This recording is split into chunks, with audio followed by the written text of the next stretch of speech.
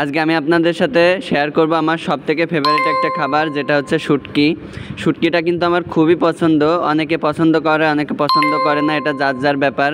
কারণ সবাই তো সব কিছু খায় না, তাই না? আমি হচ্ছে এখানে লোটে শুটকি কিনছিলাম 100 গ্রাম 110 টাকা দিয়ে।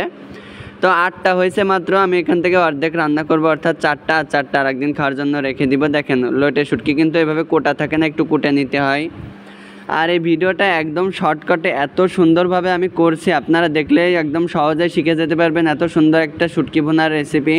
তো দেখতেই পারতেছেন, প্রথমে আমি শুটকিটা কেটে নিছি। আর শুটকি ভুনায় কিন্তু আলু না দিলে শুটকি ভুনা একদমই বৃথা। আর যদি না দিই শুকনা মরিচ, ঠিক আছে, শুকনা মরিচটা দিলে যেমন একটা ফ্লেভার আসে, ঠিক তেমনই একটা কালার আসে। ওয়াও, শেষের দিকে দেখবেন কত সুন্দর একটা কালার আসছে। আমি এখানে অবশ্যই শুকনো মরিচ অ্যাড করব। পরিমাণ মতো পেঁয়াজ কেটে নিছি, রসুনের কোয়া, তারপর হচ্ছে শুকনো মরিচ মাঝখান থেকে আমি কেটে কেটে বিচি একটু ফেলাই নিলাম। নিয়ে কিন্তু একটু পানি দিয়ে ভিজায় রাখতে হবে, তাহলে বাটার সময় দেখবেন অনেকটাই নরম হয়ে যাবে। আর আমি হচ্ছে কাঁকরোল ভাজি করব, এজন্য কাঁকরোল দুটা একটু আঁচড়ায় নিলাম। আর বড় বড় মোটা মোটা করে আমি ভাজি করব, কারণ পাতলা পাতলা করলে ভালো লাগে না। আমার আম্মু ঠিক যেমন রান্না করে, আমিও কিন্তু আম্মুর কাছ থেকে ওইভাবে রান্না শিখছি। দেখেন, এক পিস কাঁকরোল থেকে 4টা হয়েছে, আর এটা থেকেও 4টা বানাবো।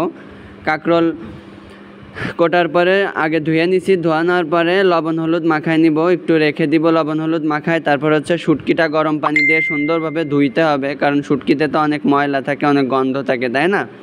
গরম পানি দিয়ে ধুইলে কিন্তু পরিষ্কার হয়ে যাবে এবং গন্ধ কম বেরোবে। আর আমার কাছে গন্ধ লাগে না, আমার কাছে কিন্তু অনেক ঘ্রাণই লাগে, ঠিক আছে? তারপর দেখতেই পারতেছেন বাটি ছিল না, এই জন্য হচ্ছে কাঁকরোলের ভাজির প্লেটের সাইডে রেখে দিয়েছি ঝাল পেঁয়াজ কুচায়। আর এই যে বাটাবাটি শুরু করলাম। দেখেন শুকনা মরিচ আমি কীভাবে ছেনতেছি, আজকে আমার কাজ সারা। আর আমার গ্যাসের চুলা একটু প্রবলেম হয়েছিল, এই জন্য সুইচে হচ্ছিল না, তাই একটু আগুন ধরাই নিলাম। দেখেন, এটা হচ্ছে শুটকি ধোয়ার জন্য একটু গরম পানি করে নিলাম। আর এই ফাঁকে আমি সুন্দরভাবে জায়গাটা গুছাই নেবো, এইভাবে অগোছালো থাকলে আমার আসলে ভালো লাগে না। আর মরিচটা দেখছেন, ওই 2টা বাটি কিনছি 40 টাকা করে পিস নিছে, 2টা বাটি 80 টাকা। আর ধনেপাতা কিনে আনছিলাম, মাত্র একদিন রান্না করছি, দেখি যে একদমই নষ্ট হয়ে গেছে, আসলে ফ্রিজ না থাকলে যা হয়। আর মরিচ পেঁয়াজ আমি বেটে আনছি। এই ফাঁকে দেখতেই পারতেছেন পানিটা গরম হয়ে গেছে, উতলাই গেলে আমি শুটকির ভিতরে দিয়ে দিছি, সুন্দরভাবে নাড়ায় চাড়ায় একটু ধুয়ে নিছি। এই ফাঁকে আমি কাঁকরোলটা একটু ভাজি করে নিব। কাঁকরোলের ভিতর পরিমাণ মতো তেল দিছি, কড়াইয়ের ভিতর দিয়ে কাঁকরোলটা সুন্দরভাবে নেড়ে একটু ঢেকে দিব, তাহলে সেদ্ধ হয়ে যাবে এবং দ্রুত হবে। চুলোর আঁচটা একটু কমানো থাকবে, খেয়াল রাখতে হবে যেন না পুড়ে যায়। আর আমি কিন্তু সবসময় হালকা খাবার পছন্দ করি, মানে অত কড়া ভাজি টাজি, অত কড়া রান্না আমার একদমই পছন্দ না, বেশি মশলা। আমি সবসময় দেখবেন ট্রাই করি কম তেল কম মশলাপাতির ভিতর খাওয়ার জন্য, ঠিক আছে?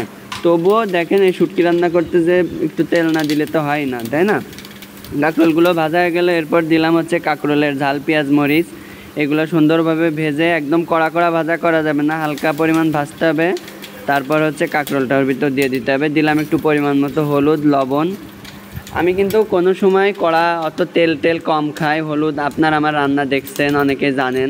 কেউ কেউ কমেন্ট করে, ভাইয়া তেল এত কম দেন কেন, তেল দিতে কি আপনার ভয় লাগে, অথবা হলুদ কম দেন কেন? আমি সবসময় হালকা পাতলা খাওয়া পছন্দ করি। আর শুটকিতে তো একটু তেল না দিলে হয় না, তাই না? দেখছেন শুকনা মরিচটা কত সুন্দরভাবে বাটছে, আমি একদম ব্লেন্ডারের মতো, ঠিক আছে? আমার কাছে তো শিল্পাটা নেয়, আজকে শিল্পাটা কিনে আনছি, এনে সুন্দরভাবে ভিজায় রাখছি। 2-3 দিন পরে আপনারাই দেখতে পারবেন শিল্পাটায় বাটাবাটি রান্নারান্নি। আমি হচ্ছে আমার আন্টির বাসা, মানে বাড়ির আন্টিদের বাসা থেকে বেটে আনছি।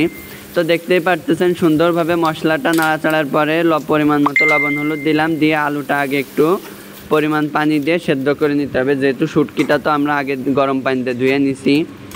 শুটকিটা কিন্তু গরম পানি দিয়ে ধুয়ে আমি উঠায় রাখছি, উঠায় ঠান্ডা পানি দিছিলাম, যেন গরম পানির ভিতরে রেখে দেন না।